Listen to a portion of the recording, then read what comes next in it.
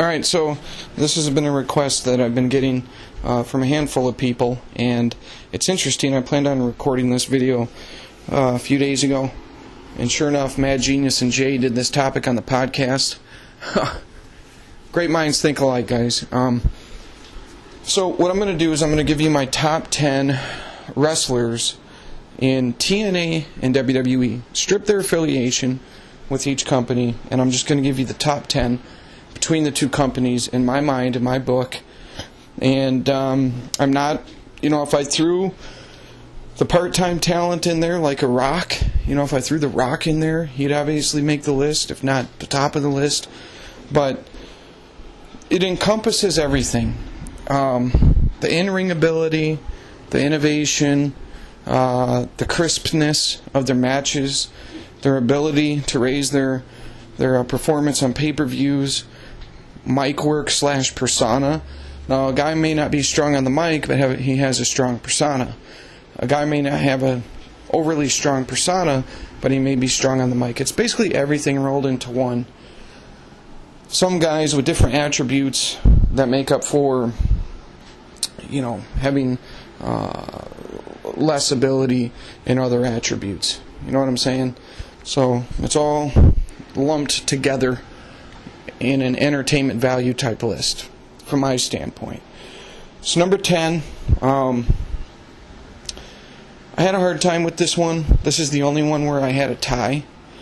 I decided I'm gonna go with Kazarian and Cesaro, Antonio Cesaro, as a tie for my number 10. I can't put one guy over the other, and I can't keep either guy off the list. Antonio Cesaro has a ton of talent. He's a good heel on the mic. He's definitely a blossoming character on the WWE roster, and one of the long-time proven top-notch workers in the ring. And the guy's mic work has really he's stepped his game up as a heel on the mic in TNA. Is Kazarian. So to me, you get equal value from both guys, so I put them at number 10. Number 9, a guy that I think's been mishandled, deserves more of a push than he's gotten. He's got the in-ring ability, he's got the presence on the camera, he's got the lineage and history in his family. The dude is like basically the total package. And for instance, Del Rio's role that he's had in all these semi-main events on these pay-per-views, I think that it should have been Cody Rhodes in some of those spots. And I do like the tag team of Cody Rhodes and Damian Sandow, don't get me wrong. That's one of the very few entertaining aspects to Raw for me. But he's my number 9. At number 8, one of the old faithful guys. I've got Jeff Hardy at 8. Still brings it in the ring, raises his performance on the pay-per-views, as you just saw at Bound for Glory when they gave him the TNA Heavyweight Championship. I don't like the fact that he's using that stupid custom belt, but whatever. And what he lacks on the mic, he makes up for with his character, with the gimmicks he wears, the face paint, all that stuff. So I've got Jeff Hardy at 8. At number 7, one of the best, if not the best in the world at selling, okay? And he's done a lot of jobs, so he's had many chances to prove it. I've got Dolph Ziggler. Just a crisp in-ring worker. As far as his offensive repertoire, not the greatest, you know what I mean? He still needs to refine his moves from an offensive standpoint, and I think that if Dolph Ziggler would have a little bit more of a serious character, instead of like a Mr. Ass, Mr. Perfect ripoff, I don't know if he has that in him. I think he'd be even better, though. To me, I don't know if he takes himself completely seriously, or what people are telling him to do, the agents and the bookers, but he's got more potential to be tapped into that he hasn't tapped into yet. But I think most of us see the raw talent of a Dolph Ziggler, and that is why I've got Dolph Ziggler at my number 7. Number 6, I went with Daniel Bryan. Obviously, the guy, in the past, we've seen some of his great matches. We know what he can do. He's got the comedy act going on the mic. That's becoming pretty repetitive, but that's out of his control for the most part. I'm just not feeling the Daniel Bryan thing as much as I used to. And, of course, he uses a lot of the submission holds and whatnot, and they have him kind of play the role of the chicken. So I'm trying to look past his current gimmick, and I know how talented he is. If I were just grading it on the current gimmick, he'd be lower. But I'm grading Daniel Bryan on a curve, and I've got him at number 6. Number 5, man, Kurt Angle. I have to put Kurt Angle at number 5.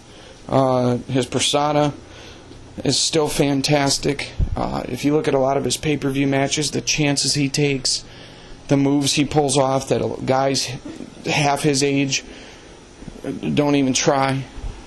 He's a believable gimmick, you know what I mean? And he still sells very, very good. The whole persona that is Kurt Angle, I still believe he's a top 5 wrestler in the world, especially by today's landscape. And what I'm saying with this list is, I would rather watch Kurt Angle than Daniel Bryan. I would have rather watched Daniel Bryan than Dolph Ziggler.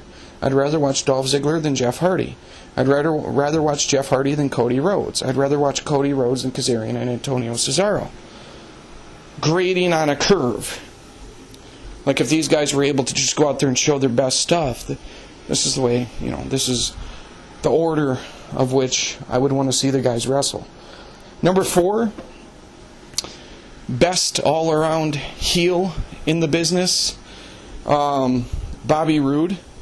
When you look at the guy, he's a throwback wrestler, man. He has that presence about him. You know what I mean? He knows how to sell. His offensive repertoire is nice. But it's the entire package with Bobby Roode, the entire persona. The guy just exudes old school. He exudes the hard-ass type wrestling character. I mean, of course, as a heel, they've had him do a lot of the chicken heel stuff. I'm not talking about storyline stuff. I'm just talking about his presence. And if you disagree with me, you disagree with The Rock, because The Rock actually put a tweet out there a few months ago endorsing Bobby Roode. I just think the guy is one of those transcendent talents. And we were having a debate one night. A lot of the guys said that Bobby Roode reminded them of Triple H going into this match with James Storm at Bound for Glory. And I said, I actually think Bobby Roode's better than Triple H was. That's just my take. So I've got Bobby Roode at number 4. At number 3, CM Punk. His skill set that he uses in the WWE, they've watered him down quite a bit. Some of his moves, like the running knee lift in the corner or the GTS, you see daylight. You see too much daylight between his knee and the quote-unquote opponent. So that kind of kills the believability factor of his skill set. Still goes out there and performs at a high level. He's done a fantastic job with his role as a heel, which I still strongly disagree with. I think he should have become the face of the company. If you look at the reaction to his DVD that they released, people absolutely love it. They can identify with his story. Can you imagine how much his popularity would have grown even more by now if they kept him as a babyface? So I think, in part, WWE has kind of done a disservice to him. But compared to the two guys I have over him, I just don't think he's as good as these guys anymore. Now, you may have been able to make a case in the past, but I don't think you can today. At number 2, Austin Aries. I mean, this guy's not even that big, man. He's really refined his skills on the mic, his persona. He just exudes belief in his character. And when you look at the way the guy wrestles, I mean, he is crisp, he sells, he bumps, his offensive repertoire is fun to watch. You're never going to totally suspend your disbelief, as far as the acting with pro wrestling, but he brings a believability factor. And I mean, look at some of the guys he's given that brainbuster to. Some of these monsters. Just a crisp, innovative, very extremely entertaining in-ring worker. And that's why I have him over CM Punk. I would rather watch Austin Aries than CM Punk. And then at number 1, a guy who I think's been mishandled in 2012. But what I want you guys to look up, there's a video of this guy, of his top 25 moves. And these are all taken from like indie house shows. But I want you to look up AJ Styles' top 25 moves.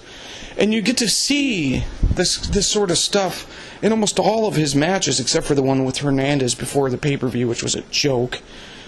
But he constantly goes on there, and no matter who's in the ring with AJ Styles, like if you look at the triple threat tag team match from Bound for Glory, he shined more than anyone. And you had 5 other really strong workers in that match. And I do believe that eventually they're going to put AJ Styles back at the top of their cards. It's not about where his character is being written right now. It's about how good he is. And I just don't think, I mean, he doesn't have the strongest mic work, but he's got the persona. You know what I'm saying? He's got like the perfect babyface persona. He's got the swagger with the ring walk and stuff he does in the ring and whatnot. And the guy is just an amazing worker. And then you add in his athleticism. When you look at the athleticism of Austin Aries and AJ Styles, they are the best in the business when it pertains to applied athleticism in the framework of pro wrestling. So that's my top 10. Go through them one more time. Number 10, a tie between Kazarian and Antonio Cesaro. Number 9, Cody Rhodes. Number 8, Jeff Hardy. Number 7, Dolph Ziggler. Number 6, Daniel Bryan. Number 5, Kurt Angle. Number 4, Bobby Roode. Number 3, CM Punk. Number 2, Austin Aries. And number 1, AJ Styles. Now, people who want to leave comments under this video, I supply you with one last caveat from my list. I haven't missed a TNA or a WWE pay-per-view in 2 years. I watch every Raw and I watch every Impact. So this comes from the standpoint of someone who watches all of their shows, these guys. So that's my top 10, and it comes from a place of certainly from someone who's actually watching each company. I'm not some... I know a lot of WWE marks who won't want to give their input on this when they know damn well they're not even really watching TNA. So, alright, that's my top 10 list. Take it or leave it, I guess. Why don't you go ahead and subscribe to the channel so you don't miss any videos. You can follow me on Twitter, twitter.com/Bruce Blitz. You can also check out my website, blitzsportsnetwork.com. You can listen to the podcast, the Blitz Hardcore Podcast, blogtalkradio.com/Blitz Hardcore Podcast. And you can also find me on Xbox. Yes, Xbox Live. I'm a man of the people. Just search for Bruce Blitz on Xbox. Thanks for watching the video, and don't forget, hit that subscribe button. Attributes. You know what I'm saying? So, it's all lumped together in an entertainment value type list, from my standpoint. So number 10, I had a hard time with this one. This is the only one where I had a tie. I decided I'm gonna go with Kazarian and Cesaro, Antonio Cesaro, as a tie for my number 10. I can't put one guy over the other, and I can't keep either guy off the list. Antonio Cesaro has a ton of talent. He's a good heel on the mic. He's definitely a blossoming character on the WWE roster, and one of the long-time proven top-notch workers in the ring. And the guy's mic work has really stepped their ability to raise their performance on pay-per-views, mic work / persona Now, a guy may not be strong on the mic, but he has a strong persona. A guy may not have a overly strong persona, but he may be strong on the mic. It's basically everything rolled into one. Some guys with different attributes that make up for, having less ability in other company. And I'm just going to give you the top 10 between the two companies in my mind, in my book. And I'm not, if I threw the part-time talent in there like a Rock, if I threw the Rock in there, he'd obviously make the list, if not the top of the list. But it encompasses everything. The in-ring ability, the innovation, the crispness of their matches.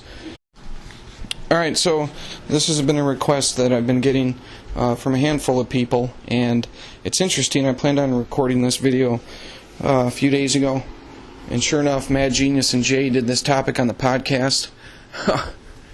Great minds think alike, guys. So what I'm going to do is I'm going to give you my top 10 wrestlers in TNA and WWE. Strip their affiliation with each company.